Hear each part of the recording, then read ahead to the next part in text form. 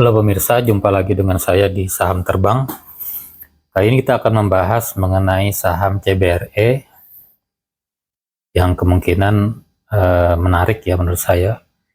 Nah, ini mungkin bisa, siapa tahu ya, bisa beggar teman-teman semua. Mudah-mudahan dengan red issue ini kinerja perusahaan ke depan makin lebih bagus dan juga investor saham seperti kita diuntungkan. Oke, langsung saja kita bahas. Sebelumnya ini bukan ajakan jual beli saham CBRE, silakan kalian analisa sendiri. Untung dan rugi ditanggung sendiri ya teman-teman. Nah, ini pergerakan saham CBRE dalam setahun ya. Saham CBRE ini baru IPO 2023 pertengahan kalau salah Juli ya. Terus sahamnya sempat turun di 50-an, kemudian di tahun 2025 menjelang akhir itu naik ya, naiknya ribuan persen ya. Apa yang menyebabkan dia naik? Nanti kita bahas ya.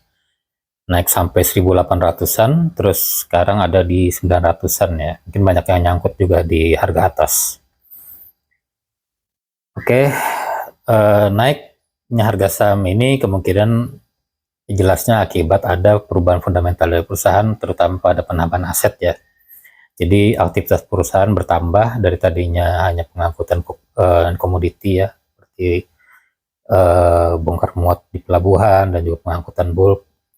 Ini sudah ada akuisisi kapal untuk industri migas ya, namanya kapal Hailong dari Cina. Harga kapalnya lumayan tinggi ya. Nah, ini dengan adanya aset ini, kinerja perusahaan ke depan diharapkan bertumbuh dan untuk membelinya perusahaan harus melakukan red issue. Ini aset yang ada saat ini, armada kapalnya ada kapal tongkang ya, ada 4, ada kapal takbut ada 2, kemudian ada bulk carrier Supermax 1 dan juga yang baru Guna Nusa. Guna Nusa nama perusahaan yang mengontraknya ya, jadi nama kapalnya Hailong 106. Ini adalah jenis lifting vessel. Ini area operasionalnya, sebelumnya ada operasional sekitaran Sumatera, terus di Kalimantan juga yang mengangkut bahan-bahan komoditi, dan juga sampai di Maluku. Nah, yang baru ini nanti Hailong kemungkinan beroperasi di sekitar Pulau Madura ya, untuk minyak. Ini komposisi milik saham, kita lihat komisaris utama dan juga direkturnya di sini ya. Komisaris ada namanya Suwito ini kalau kita lihat di perusahaan saham nama saham PSKT ya, dia ada afiliasi dengan Happy Apsoro. Walaupun beneficial ini akhirnya ya, ini bukan nggak ada nama Happy Apsoro, tapi Suwito ini ada afiliasi ke sana. Saat ini di tanggal 31 Maret pemilik sahamnya ada pengendalinya ada 2 ya, Umudas Investment Holdco dan juga Republik Kapital Indonesia. Ini megang total 72%-an ya, sisanya masyarakat 22% dan Andi Hakim 5%. Per Mei ini ada investor 1% lagi yang nambah, yaitu yang biasa main kripto ya, Gabriel Ray itu masuk sebagai pukul rata kanan ya, di saham ini. Nah, ini sudah mulai ada influencer yang masuk ya. Ini informasi mengenai red issue, lumayan banyak ya yang ditawarkan sahamnya, 12,7 miliar lembar. Di harga pelaksananya sekitar 100 sampai 150, saya dengan informasi terakhir itu 100 rupiah ya, jadi menarik sekali. Saham sekarang harganya 900-an, nanti akan red issue di harga 100-an, tentunya average down-nya akan rendah sekali ya. Dilusi jika tidak melaksanakan HMTD ini yang sangat gede ya, 73,76%. Ini come date-nya kita lihat ini 26 Mei ya. Jadi teman-teman jangan sampai telat di sini. Hari terakhir untuk beli saham ya. Nanti mulai diperdagangkan pencatatannya di tanggal 4 sampai 10 Juni ya. Mengapa red issue ini menarik? Menurut saya pribadi, silahkan teman-teman bukan ajakan jual beli. Karena menurut saya nilai red issue ini tinggi ya. Gede sekali, 1,9 T ya. Sebanyak-banyaknya itu 1,9 T. Jadi kalau misalkan harganya 100, mungkin ya 1,2 T, 1,3 T ya. Rasionya besar, 1:3 lebih ini ya, 1:3, karena 90 saham lama akan mendapat berhak 253 lembar saham baru ya. jadi rasionya gede, 1:3 lebih. Harga pelaksanaannya murah, di harga Rp100. Jadi ini sangat menarik menurut saya. Sayang kalau nggak ikutan. Ini struktur pemegang saham setelah rights issue. Nah, menariknya di sini PT Omudas Investment Holdco dan juga Republik Kapital Indonesia ini tidak melaksanakan hak right issue-nya ya, dan menyerahkan ke Hailong Shipping Holding Limited HSL ya. Terus ada PT Saga Investama Sedaya, Yavin Tandinotan dan juga Superkren Mitra Utama. Nah, ini diserahkan ke sini, makanya sahamnya nanti akan ada pemilik baru ya. Jadi Hailong memiliki 24%, Sagain 12%, dan pengendalinya turun ya jadi 16% ya. Sekitar 16%. Ini jika masyarakat dan Anda hakim tidak melaksanakan hak right issue-nya, tapi jika melaksanakan, dan saya yakin mereka akan tetap melaksanakan right issue-nya, maka komposisinya nanti akan seperti ini ya. Jadi utang perusahaan kepada empat perusahaan atau perorangan ini ya, ini lumayan besar ya, 25, ada dengan Hailong ini 25 juta, SIS 12 juta, ini semuanya dikonversi ke saham. Makanya kalau menurut saya ini lumayan bagus, karena dia tidak perlu mengeluarkan uang, tapi hanya berpindah saham ke pemilik baru. Ini rencana penggunaan dana selain tadi Hailong, beli kapal Hailong itu, ini 150M akan dibelikan kapal baru ya, Ancor Handling Tug Supply HTS, sisanya untuk modal perseroan. Nah, dan juga utang tadi 900M kepada empat institusi atau perorangan ini ya, 924M ini akan berkurang karena dikonversi ke saham.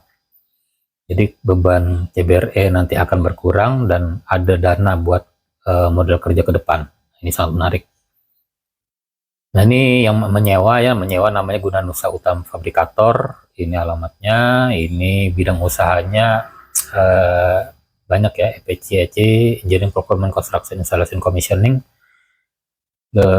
Bergerak di bidang construction, migas juga ya. Di proyek-proyeknya juga banyak ya, ada di Freeport, ada di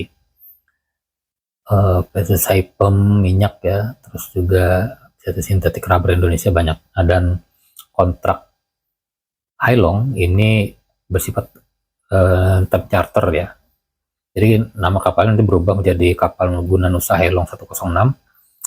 Nilai kontraknya per hari $90.000, sangat tinggi. $90.000 itu sekitar hampir 2M kali ya, 1,5 M. Kalau dia nggak dipakai, maka istilahnya standby rate-nya itu $50.000 per hari ya. Kontraknya 8 tahun, jadi kalau kita hitung-hitung nanti ada hitungannya ya, berapa tahun dia akan balik modal.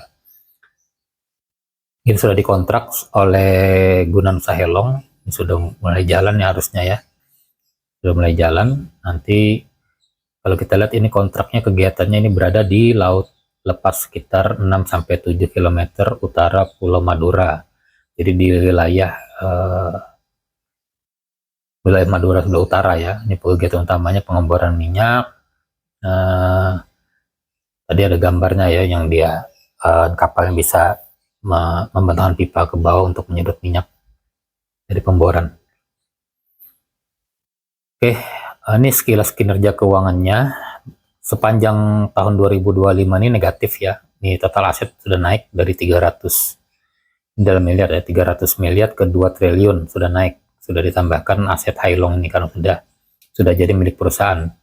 Dan hutang di sini masih tinggi ya, utangnya total liability-nya hampir 2M, hampir 2 triliun. Ekuitasnya hanya 46 miliar. Jadi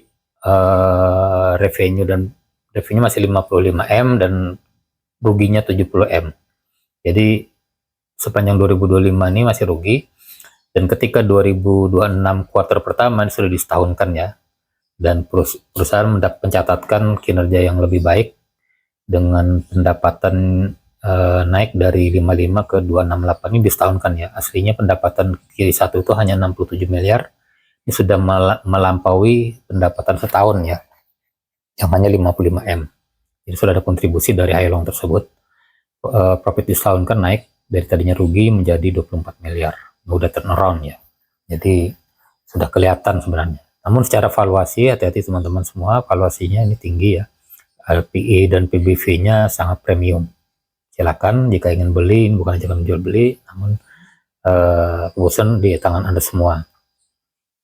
Kita lihat Q1 ini pendapatan naik dari 21 M ke 67 M, pendapatan naik hampir 2 kalinya ya, 2 kali lebih. Kemudian secara laba bersih naik dari 1,3 M ke 6,5 M, profitnya naik 4 kali. Ini segmen pendapatan ya, ada perusahaan sebelumnya ada segmen pendapatan di time charter, freight charter, shipping management. Nah ini harusnya masuknya di time charter ya, 67 M ini. Jadi Q1 hanya kegiatan time charter ini 67 miliar. Ini hitung-hitungan kasar kapal Hai Long tadi ya dengan harga 49 juta dolar, nilai kontrak per harinya 90 ribu dolar, kalau standby 50 ribu dolar. Jadi kalau dia full, skenario full dipakai 100%, ini kontrak setahun dapat 32 juta dolar, 8 tahun segini ya. Jadi BEP-nya 1,5 tahun udah BEP nih ya. Namun ini belum dikurangi dengan biaya-biaya pengeluaran memang. Kemudian jika skenario 50% digunakan, maka BEP-nya hampir 2 tahun. Ya taruhlah lebih 2-3 tahun udah BEP ya dengan biaya operasionalnya. Nah ini kesimpulan mengenai REITs ini, bagi saya pribadi RI ini sangat menarik ya. Kenapa menarik tadi? Karena nilainya lebih dari 1 triliun, harga pelaksanaannya di 100 rupiah, rasio dilusinya tinggi 1,3 lebih ya. Jadi ini menurut saya sangat menarik. Kinerja Q1 2026 ini sudah terlihat turnaround dari yang tadinya rugi menjadi untung secara profit. Bahkan pendapatan Q1 ini sudah melebihi pendapatan setahun di tahun 2025. Dan perusahaan juga sudah bertransformasi ya, dari tadinya mengangkut komoditas yang lain seperti komoditas yang tambang atau curah, sekarang sudah ke arah migas ya. Resiko tetap ada, terutama mengenai valuasi. Nah, jadi teman-teman berpikir sendiri valuasinya kapan saatnya entry. Menurut saya ketika saya beli saham, saya udah beli saham ini ya, Foreign Investment sekitar 2-3 bulan yang lalu di harga 903 rupiah. Jadi saya udah beli. Jadi kalau saya perhatikan beberapa bulan ini area supportnya di sekitar 900 sampai 920. Jika dapat di bawah 900 itu bagus sekali. Cuman saya pikir akan dijagain ya, agak susah untuk dapat di bawah 900. Kebanyakan akhir-akhir ini paling bawah itu sudah 920. Kemungkinan nanti menjelang Camdet-nya tadi 26 Mei itu kemungkinan harga akan dikerek naik ya, dikerek naik biar terlihat menarik, semua orang beli, maka harga akan dibawa menurut saya minimal tuh ke 1000. 1000 udah lewat kemarin 1000. Jadi mungkin 1100 atau 1200 itu minimal ya. Kemudian nanti setelah kalian menebus, maka average price-nya sekitaran 300 rupiah. Saya yakin banyak yang nyangkut ya, yang sudah beli duluan di 1500 bahkan 1800 ada. Jadi ketika kalian sudah terlanjur nyangkut di sana, menurut saya pribadi nih ya, kalian tetap melaksanakan menebus red isunya, atau jika tidak mau sekalian tunggu sampai Camdet kita lihat kalian nanti jika naik ke 1300 1200 ya kalian masih rugi, tapi ruginya sudah minimal ya. Nah, itu saja dari saya. Terima kasih. Semoga bermanfaat. Salam cuan. Bye-bye.